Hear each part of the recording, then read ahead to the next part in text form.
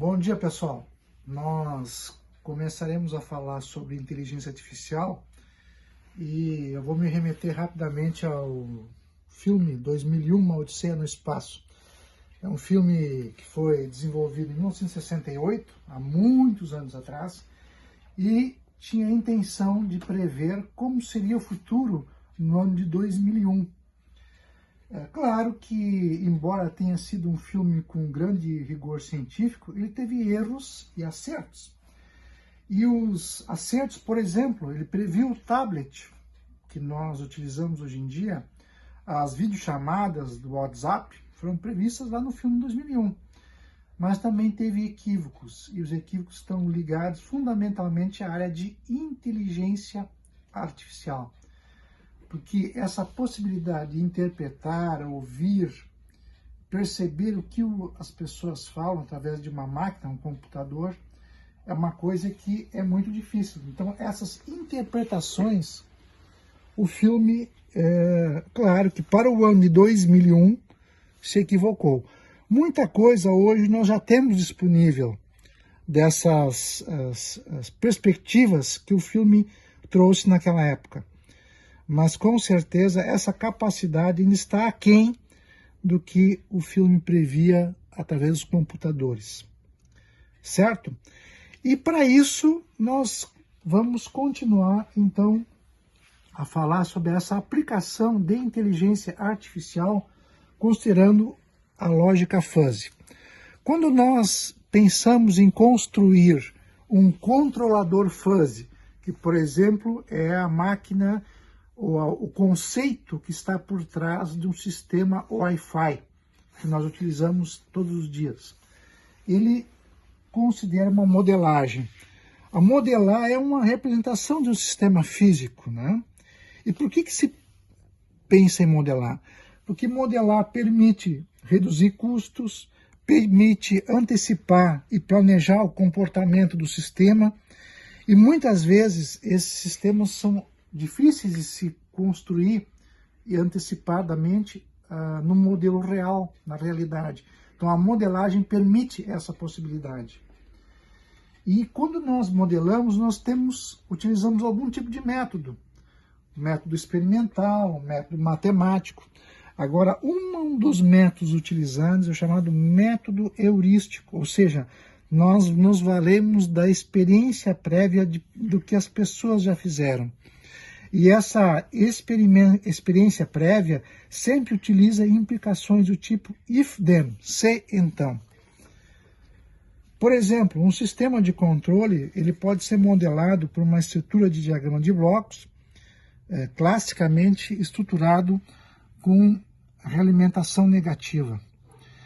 Então, a introdução do controlador normalmente se dá ou em cascata com a planta, ou em cascata com a realimentação, mais comumente com a planta.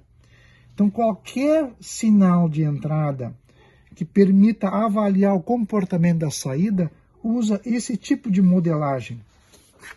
E a modelagem do controlador fuzzy exatamente identifica o comportamento de pessoas que já utilizaram esse sistema. A gente chama os operadores, né? O operador humano, como ele se comportou em relação ao sistema e como ele conseguiu controlar o sistema utilizando o bom senso e a sua experiência.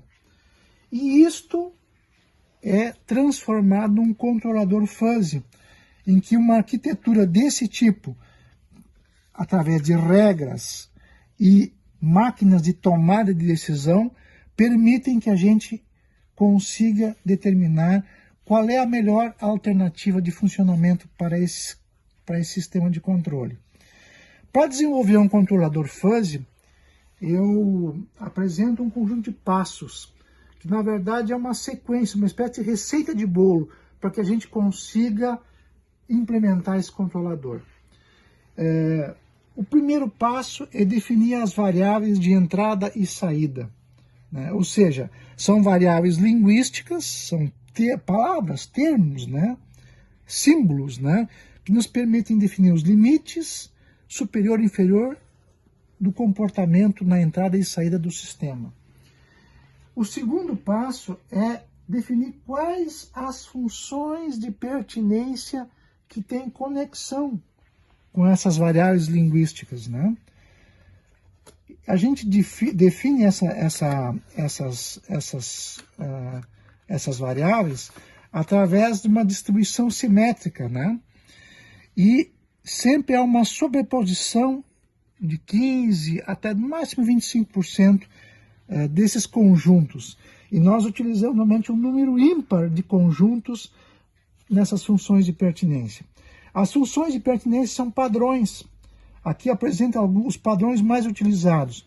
O padrão Z, padrão π, lambda e S. Então nós vamos representar cada variável de entrada e saída por esses padrões de entrada e de saída.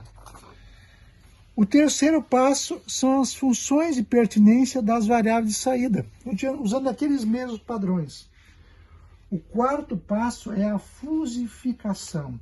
Qual é o conjunto de regras que permitem relacionar as variáveis de entrada com as variáveis de saída? Quais as ações que vão ser tomadas em função dessa situação? Essas regras, então, são todas desse tipo, né?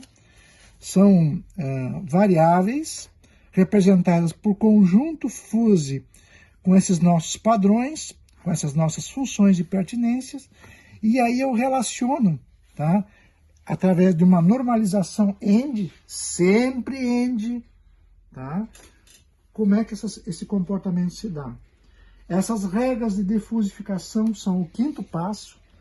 Então eu represento através de uma tabela a relação entre as variáveis de entrada e de saída. Aqui um exemplo de uma tabela para um controlador de temperatura, tá? Por exemplo, a variável temperatura tem 3 conjuntos, né? Frio, agradável e quente. A variável nível de água baixo, normal e alto. E aí a variável de saída, que é o meu ajuste, né? Tá? Pode ser muito, manter como está ou pouco, tá? Então essa tabelinha aqui que relaciona saída com as entradas, né? E cada um desses termos linguísticos tem uma função de pertinência, se lembram? É um conjunto fuzzy que está relacionado. Normalmente utiliza número ímpar, aqui por exemplo tem 3, pode ser 3, 5, 7, né? Quantos necessários para as variáveis de entrada e de saída. E o sexto passo é a defusificação. Então eu faço o controlador, encontro a melhor conexão entre entradas e saídas, e por fim encontro um valor que normalmente nós vamos utilizar. Por exemplo, um nível analógico, uma tensão contínua que vai me permitir atuar sobre o processo. Os sistemas de defusificação têm vários padrões também, né? Um dos mais usados é o centro de gravidade, o centroide, que é o que vocês vão utilizar lá no laboratório que vocês vão realizar.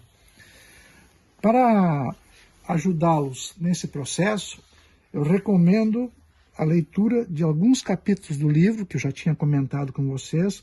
Aqui tem um detalhamento bem grande de um controlador de temperatura, certo?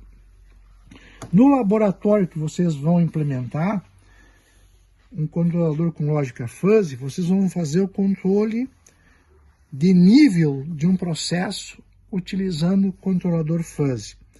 Então vocês vão especificar todas as variáveis de entrada, variáveis de saída, fazer o controle de fusificação e de defusificação, todo esse processo. Então eu quero que vocês, ao fazer essa simulação no Octave, vocês verifiquem os passos todos do processo de controle. E lá no final, após a defusificação, vocês vão encontrar um nível de tensão contínua. Ele vai ser menos 3,4 volts. Ou seja, vocês vão proceder como se tivesse um controlador comum. Só que todo o processo vai ser através de controle fuzzy.